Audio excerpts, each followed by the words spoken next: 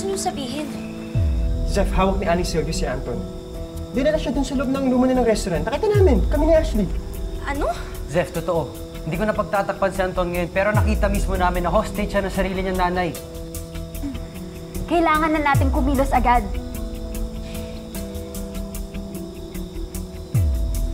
Josh, bakit mo to ginagawa? Guys, I think mas mabuting iwan muna natin sila. Kami na bahala mag-abang kay na Miss Chinchin at Sean. Palabas na rin daw sila. Sige.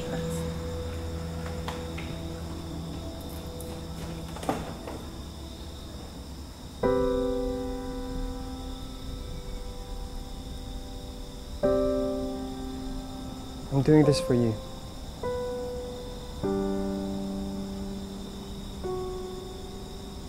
For your happiness.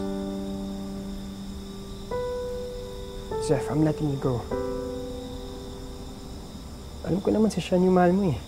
Josh. Kung ito ang huling bagay na gagawin ko para malaya kayo magmahalin ni Sean, I'll do it.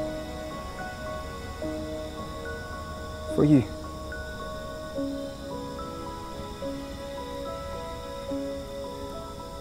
Ang importante ngayon, malinis yung pangalan ni Sean at ni Miss Chinchin. Pero, salamat, Josh.